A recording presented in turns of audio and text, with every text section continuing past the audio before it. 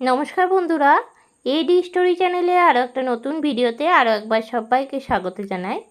আমার আজকের রেসিপি পরোটা। একদম অন্যরকমভাবে একটা পরোটা রেসিপি নিয়ে চলে এসেছি। যে কোনো নিরামিষের দিনে এই রেসিপিটা কিন্তু আপনারা সহজেই করে নিতে পারেন। এছাড়াও যে কোনো নিরামিষ তরকারি হোক অথবা চিকেন কষা দিয়েও কিন্তু এই পরোটাটা খেতে দারুণ লাগবে। পুরো ভিডিওটা স্কিপ না করে দেখতে থাকুন, আশা করি খুব ভালো লাগবে। আজকের এই পরোটাটা বানাতে প্রথমেই লাগছে আলু সেদ্ধ।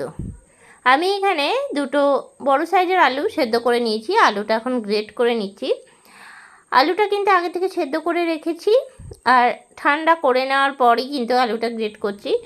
আলু যদি গরম অবস্থায় গ্রেট করা হয় বা মাখা হয় তাহলে কিন্তু খুব নরম হয়ে যায়, সেজন্য আলুটা ঠান্ডা হওয়ার পরই গ্রেট করতে হয়। সম্পূর্ণ নিরামিষের দিনেও কিন্তু এই রেসিপিটা আপনারা সহজেই বানিয়ে নিতে পারেন। একদম কম ঝামেলার মধ্যেই কিন্তু রেসিপিটা হয়ে যায়। এই পরোটাটা কিন্তু সস দিয়েও খেতে দারুণ লাগে। একটা আলু গ্রেট করে নেওয়া হয়ে গেলে আরও একটা আলু আমি গ্রেট করে নিচ্ছি। এই পরোটাটা কিন্তু বানাতে একদম বেশি সময় লাগে না, খুব কম সময়ের মধ্যে হয়ে যায়।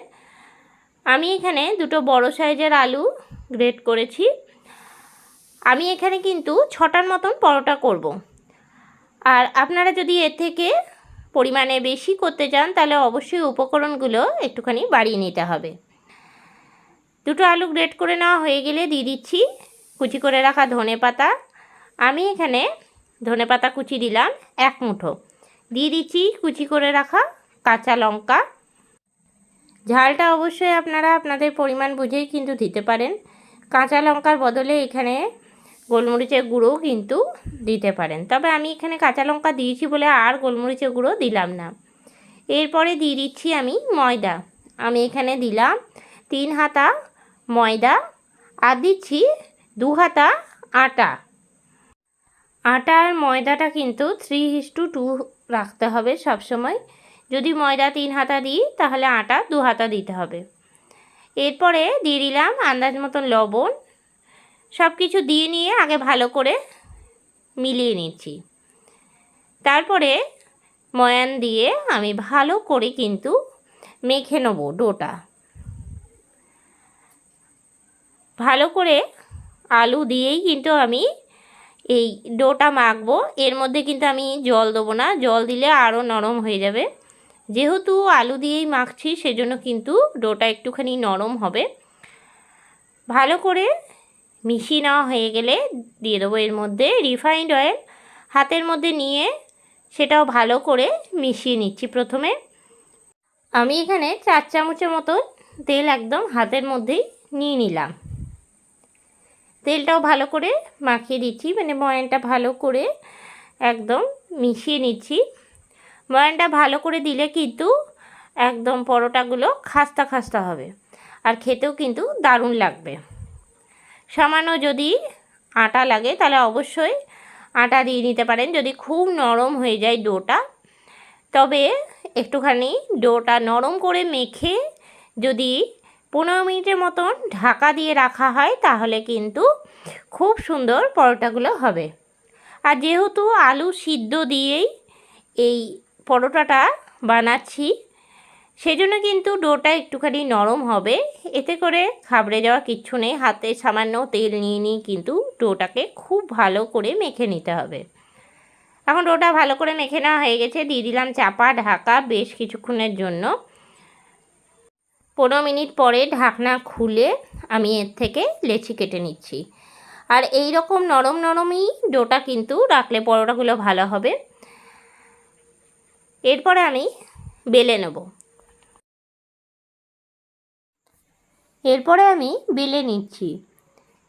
আমি এখানে চাকা বেলনা নিয়ে নিয়েছি, আর এর মধ্যেই আমি লেচিটা নিয়েছি আর নিলাম সামান্য পরিমাণে ময়দা। আপনারা চাইলে তেল দিয়েও কিন্তু বেলে নিতে পারেন। আমি এখানে ময়দা দিয়ে বেলে নিচ্ছি। পরোটাগুলো আমি গোল করে করে বেলে নিচ্ছি। আপনারা চাইলে চৌকো কিন্তু পরোটা করতে পারেন, এছাড়া 3 কোনা পরোটাও করে নিতে পারেন। তবে আমি এখানে পরোটাটা গোল করে বানিয়ে নিচ্ছি। এই একই রকমভাবে কিন্তু আমি সবগুলো বানিয়ে নিচ্ছি। আবারও আমি লেচি কেটে নিচ্ছি, সামান্য ময়দা দিয়ে বেলে নিচ্ছি। এই পরোটা বানানোর সময় কিন্তু ডোটা একটুখানি নরম থাকবে, খুব বেশি শক্ত হয়ে গেলে কিন্তু পরোটাগুলো ঠিক ভালো হবে না। সেই জন্য ডোটা যত সুন্দর নরম থাকবে ততটাই ভালো কিন্তু পরোটাগুলো হবে। দুটো এখন বেলে নেওয়া হয়ে গেলে এরপরে আমি পরোটাগুলো সেঁকে নেব। দিয়ে দিলাম তাওয়ার মধ্যে, তাওয়াটা ভালো করে গরম করে নিয়েছি। তাওয়ার মধ্যে দিয়ে দেওয়ার পর গ্যাসের ফ্লেমটা কিন্তু আমি হাই টু মিডিয়ামে রেখেছি। পরোটা লুচি একটুখানি হাই ফ্লেমে ভাজলেই ভালো হয়, এতে করে ভাজাটা ভালো হয়। তবে একবার করে ফ্লেমটাকে কিন্তু মিডিয়ামও করতে হবে। এক পিঠটা হয়ে গেলে অন্য পিঠটা আমি উল্টিয়ে দিলাম। আর গ্যাসের ফ্লেমটা এই সময় হাইতে করে দিয়েছি। ভাজার জন্য দিয়ে দিলাম রিফাইন্ড অয়েল, সামান্য তেল দিয়েছি আমি এখানে 2 চামচের মতন তেল দিলাম। তেলটা দিয়ে আমি পরোটাটাও ওলট পালট করে ভালো করে ভেজে নিচ্ছি। খুব সুন্দরভাবে কিন্তু ফুলে উঠছে। এই সময় কিন্তু গ্যাসের ফ্লেমটা লোতে করে দেবো, খুব বেশি কিন্তু হাই ফ্লেমেও আবার রাখবো না, তাহলে কিন্তু পরোটাটা খুব বেশি তাড়াতাড়ি পুড়ে যাবে আর ভেতরটা কিন্তু কাঁচা থেকে যাবে। যতটা ভালো আস্তে আস্তে আঁচে ভাজা হবে ততটাই কিন্তু ভালো হবে। আমি এই জন্য পরোটাটা একটুখানি ঘুরিয়ে ঘুরিয়ে ভেজে নিচ্ছি। এখন ভালো করে ভেজে নেওয়া হয়ে গেছে, তুলে রাখছি অন্য প্লেটে। বাকি আরও একটাও ওই একই রকমভাবে আমি ভেজে নিচ্ছি। প্রথমে গ্যাসের ফ্লেমটা হাইতে করে দু পিঠটা ভালো করে সেঁকে নেওয়ার পর দিয়ে দেবো তেল। পরোটা আমরা অনেক রকমভাবেই খেয়ে থাকি, তবে এই রকমভাবে একবার বানিয়ে অবশ্যই দেখবেন, খুব ভালো খেতে লাগে। জলখাবারে কিংবা টিফিনে কিন্তু আপনারা এই পরোটাটা প্যাক করে দিতে পারেন। একদম সহজেই বানিয়ে নেওয়া যায়। বাড়িতে এই সব উপকরণগুলো থাকলেই কিন্তু সহজে হয়ে যাবে, আর ভাজতেও কিন্তু খুব বেশি সময় লাগে না। আরও একটাও ওই একই রকমভাবে আমি ভেজে নিলাম, তুলে রাখছি প্লেটের মধ্যে। কেমন লাগলো আজকের এই রেসিপিটা অবশ্যই আমাকে জানাবেন। আপনারা এইভাবে একবার বাড়িতে ট্রাই করে দেখবেন, আশা করি খুব ভালো হবে। একদম নরম তুলতুলে পরোটা। আজকের রেসিপিটা আপনাদের ভালো লেগে থাকলে লাইক করবেন, শেয়ার করবেন। এই চ্যানেলে নতুন বন্ধু হয়ে থাকলে চ্যানেলটা সাবস্ক্রাইব করে অনুরোধ রইল। আর যারা ফেসবুক পেজ থেকে দেখছেন অবশ্যই পেজটাকে ফলো করে দেবেন। আবারও নতুন কোনো রেসিপি নিয়ে হাজির হব। সঙ্গে থাকুন আর দেখতে থাকুন। সবাই ভালো থাকবেন, সুস্থ থাকবেন। ধন্যবাদ।